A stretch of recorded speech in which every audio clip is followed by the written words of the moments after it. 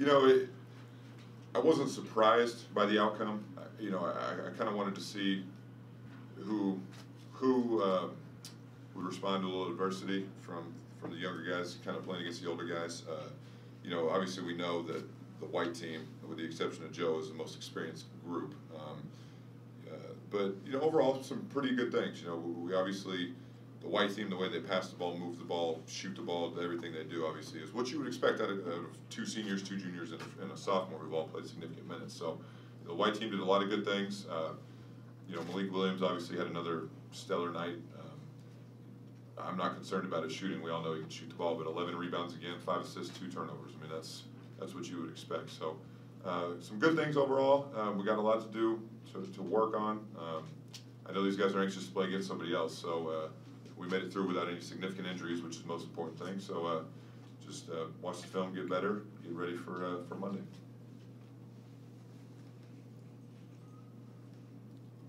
You go with Malik shooting 10 3-pointers in a regular season game? No, because that means our defense broke down too many times where he was open. We know Malik can shoot the ball. We got to get better defensively. There's no question about that. I mean, the white team was up, pretty good at halftime, obviously. So obviously, sometimes you get a little bit of a lull just because you have a huge lead. But that's something I told him one time, and I said that's you got to learn to play through that. Right? You can't relax just because you have a big lead. You got to try to increase it. But Malik, like I said, shoots the ball well. We've always known that. But 11 rebounds is good to see. I mean, especially for a freshman. So he's not afraid to get in there. Are you and your new coaching staff kind of figuring out a rhythm there in practices, and did tonight help that with getting those guys involved? Yeah, we're getting there. Greg's only been around for a little over a week now, I think. I can't even remember. But, it's just each coach has their own unique experiences in each way, and they're able to help guys. Like, I think Greg will be invaluable for a guy like Darius, who has obviously all the talent in the world, but just has to learn how to play the position. I mean, learning how to play as a freshman is tough, but learning to play the point guard spot is about as tough a thing as there is to do. So I think Greg will be very valuable for him. Trent obviously can be valuable for everyone. But yeah, we're getting there. Still trying to just see what pieces need to fit where. But we got a lot of talent. Like I just told these guys in the locker room, I said, I don't know if we've ever had this much offensive talent collectively in teams that I've been a part of here. So we got to learn to play defense better, because we all know there's going to be nights, especially on the road, where you don't shoot the ball well and you got to rely on your defense. So we got to get better defensively. Red team's first half shooting, was that due to white team's defense or just bad shot selection? Or I think it was a combination of both. I think the white team knows how to cover for each other when their defense breaks down. They know how to scramble and rotate and keep playing. Red team, I thought, was hunting threes a little bit too much in the first half. They just were all kind of floating to the three-point line. They stopped running their offense. And conversely, when you're not making shots, and it's something all freshmen experience, is your defense is going to suffer. The deflection total at halftime, I think, was White had 24 and Red only had 8. So there's your indication. So they have to learn that there's more to basketball than just offense. And it takes a while. It's a tough lesson to learn. I mean, we were kind of joking about it afterwards.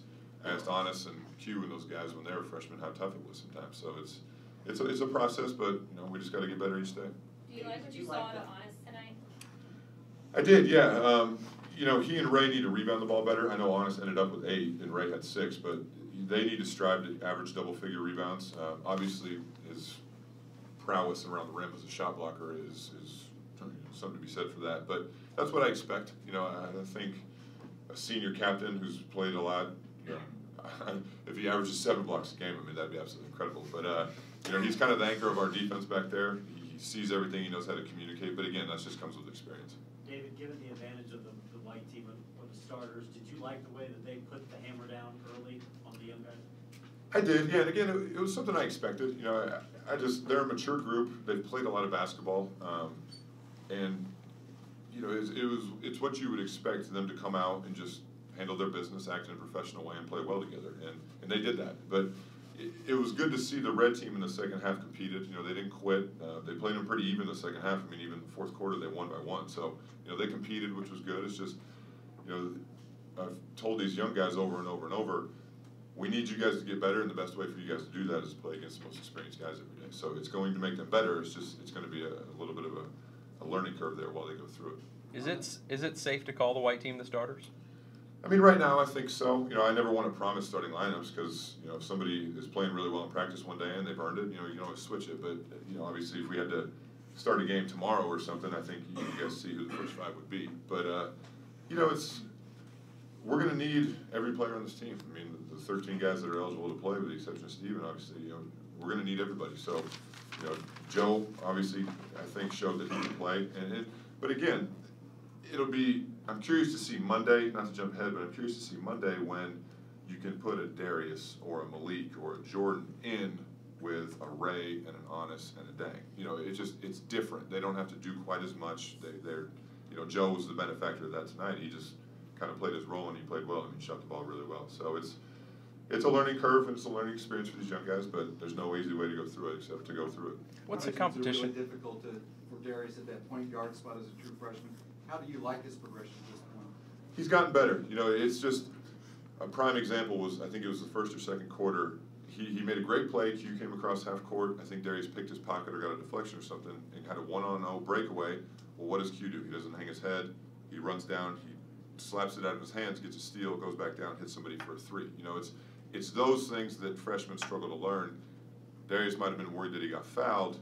And so instead of saying, how do I make up for this on defense, you know, you're worried about, well, I got fouled. And it's just, again, it's all part of this process. You know, it's not something I'm going to go in there and jump on him and rip him for. It's things you got to learn. But I remember being a freshman, and when I was a freshman, there's no way in a million years I would have understood that either. But it's experiences that you gain through playing. For VJ King, he's already shown the ability to score. What about the other parts of his game? Are you liking what you're seeing from the other facets of making people better?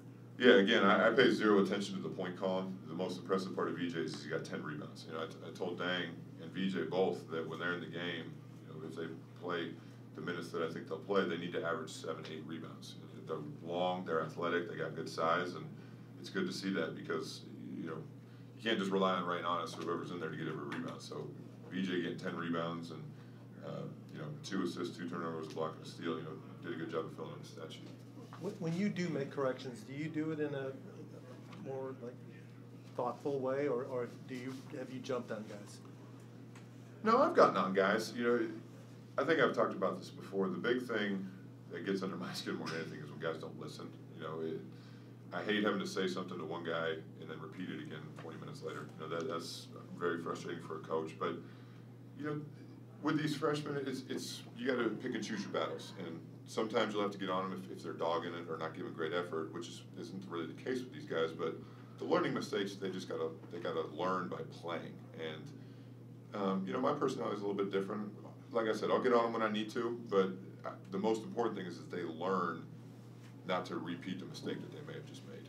How's Ryan McMahon coming along? He's coming along well. You know, I talked about it a little bit today on a radio show. It's a tough injury because our trainer Fred was explaining it to me. It'll get better in 5-6 day period, and all of a sudden it kind of plateaus, and so you still have pain. I mean, he went through a 45-minute workout today with the coaching staff, and he was great. I mean, it's all non-contact, obviously, but it's one of those things where if you throw him out there tonight, and all of a sudden he gets hit again, well, now you're back to square one. So, you know, hopefully we'll try to get him ready for Monday. You decided to coach one of the teams. What did you get out of that particular experience? You know, it wasn't so much about what I was going to get out of it. It was I wanted these guys, at least the guys who were with me, to just kind of get used to me in the huddle, hearing my voice, those kinds of things. You know, obviously I was trying to even out the minutes as much as I could, so you know, work on substitution patterns. I mean, there's a lot of stuff obviously that I'm going to have to work on and learn just through going through this. But you know, more than anything, just getting them used to me. I mean, you know, these returning guys have obviously been used to one voice for the last couple of years, and now it's a different one. But you know, it's just going to be, I don't want to compare myself to the freshmen, but it's just going to be a learning process, you know, going through this and seeing when to pick and choose my spots and that kind of stuff. But, you know, overall, pretty good night.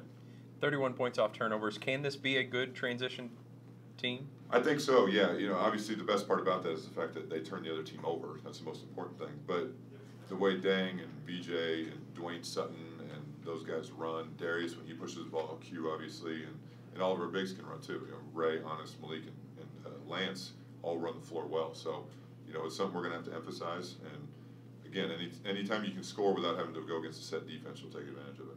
What did it mean to you to have so many coaches and players come back yesterday to take that picture and have all that support behind your team this year? It was awesome. You know, yesterday went really, really well. The turnout was awesome. The guys that we invited and made it here seemed like they were really appreciative of it. And you know, I think the most excited person in the whole building was Kenny Klein. I mean, he just was on cloud nine about the whole thing. But you know, it was good that Coach Crum made it out. Obviously, a couple other assistant coaches, and it was a really good day. And it was really good for our players to kind of see and get to know the guys that came before them. You know, obviously they know guys. Peyton Siva, Russ Smiths of the world because they played recently, but guys that played back in the 90s and 80s and even 70s, it was good for them to kind of put a name with a face. Anything else? Great. Thank you, guys. We'll have locker room open.